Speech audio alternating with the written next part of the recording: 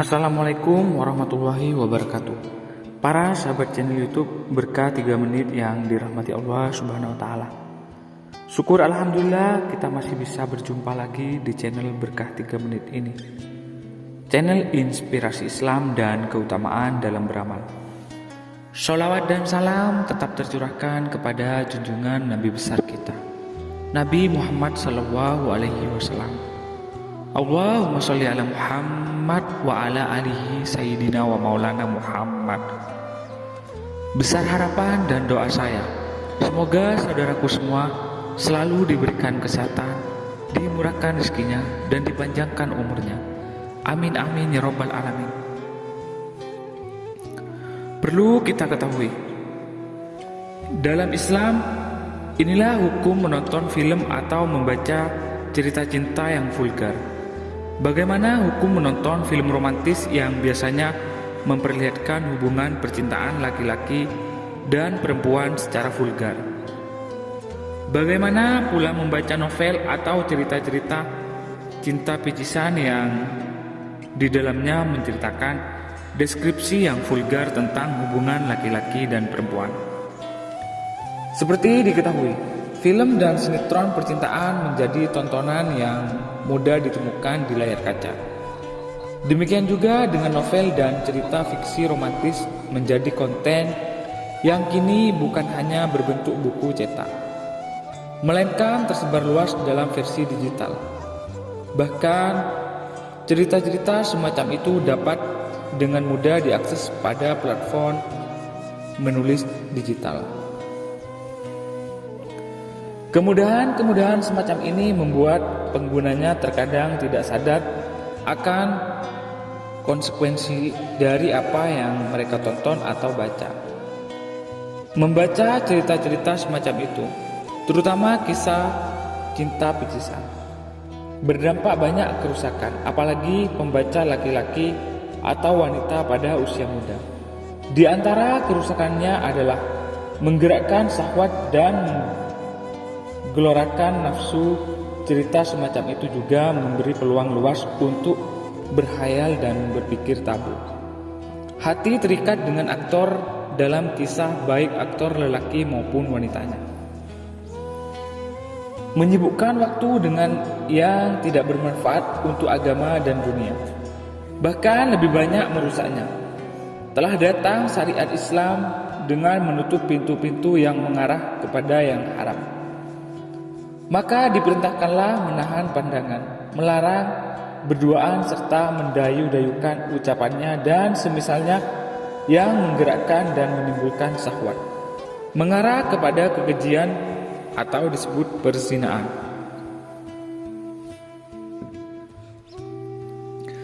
Tidak diragukan lagi bahwa membaca cerita-cerita semacam itu akan berlawanan sekali dengan syariat, karena akan mendorong untuk berkenalan dengan para lelaki.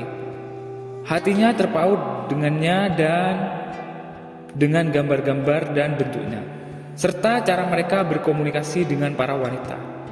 Ditambah lagi dengan menampakkan gambar-gambar skandal, percintaan, kegilaan, pertemuan yang dilarang. Kalau seperti itu, maka tidak diragukan lagi keharamannya.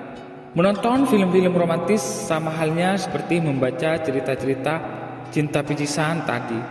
Bahkan film lebih besar mudarat dan kerusakannya, karena mengandung visual arti, gambar dan gerakan serta momen-momen.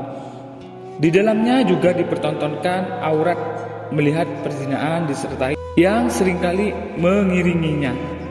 Hal itu juga menimbulkan gerakan syahwat, menggelorakan nafsu serta mengajak ke perzinahan. Baik menonton maupun membaca cerita yang membangkitkan syahwat dan mendekatkan perbuatan zina, itu semuanya dilarang. Perbuatan tersebut termasuk salah satu pintu yang diharamkan dan berdosa. Pelakunya dalam kondisi bahaya sekali. Nabi Muhammad SAW pernah bersabda, "Sesungguhnya Allah telah menetapkan dari Bani Adam bagian dari zina. Dia pasti bisa merasakan hal itu. Zina mata adalah penglihatan. Zina mulut adalah ucapan. Zina nafsu adalah angan-angan dan keinginan. Sementara kemaluan yang membenarkan atau mendustakan itu semua hadis riwayat 6243 dan Muslim 2657. Dicatat pada Bani Adam bagian dari zina, dan pasti dia mendapatkannya. Kedua mata zinanya adalah pandangan, kedua telinga zinanya adalah mendengarkan, mulut zinanya adalah perkataan, tangan zinanya adalah pukulan, sementara kaki zinanya adalah melangkah, dan hati adalah keinginan dan angan-angan. Hal itu dibenarkan atau didustakan dengan kemaluan. Maka silahkan direnungkan hadis yang mulia ini. Lihatlah terkait dengan film-film yang Anda sebutkan, karena menonton termasuk dalam kategori zina kedua mata. Kedua telinga dan hatinya juga ada keinginan dan angan-angan. Perlu kita ketahui bahwa meninggalkan sesuatu yang haram itu suatu keharusan yang harus langsung ditinggalkan. Bahwa dosa setelah dosa itu dapat membuat kegelapan hati. Sebagaimana sabda Nabi Muhammad SAW, sesungguhnya seorang hamba ketika melakukan suatu kesalahan, maka akan ada satu titik hitam di hatinya. Kalau diambil dan beristighfar dan bertaubat, maka hatinya akan kembali bening. Kalau kembali melakukan, maka akan ditambah titik hitam di hatinya sampai menutupi hatinya, yaitu termasuk penutup yang disebutkan oleh Allah dalam firman-Nya. Sekali-kali tidak. Sebenarnya apa yang selalu mereka usahakan itu menutupi hati mereka. Quran Surat Al-Mutaffifin ayat 14, hadis riwayat Tirmizi 3334 dan Ibnu Majah 4244. Dihasankan oleh Albani, disolihkan Tirmizi.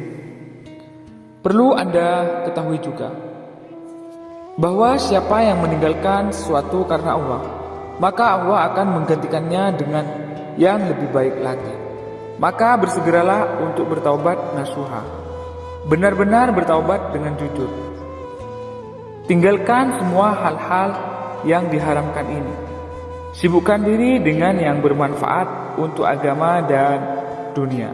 Perbanyak membaca Al-Quran, mengkaji perjalanan hidup Nabi Muhammad SAW, perjalanan hidup para ummahatul mukminin, biografi para sahabat Nabi radhiyallahu anhuma ajma'in. Dengarkanlah ceramah-ceramah yang bermanfaat yang mengingatkan Anda kepada Allah, untuk mengajak kepada kehidupan akhirat dan menahan diri dari haram. Baik sahabat yang beriman dirahmati Allah Subhanahu wa taala. Demikian video kali ini. Semoga menjadi wasilah dan bermanfaat bagi kita semua. Amin amin ya rabbal alamin. Saya akhiri. Wassalamualaikum warahmatullahi wabarakatuh.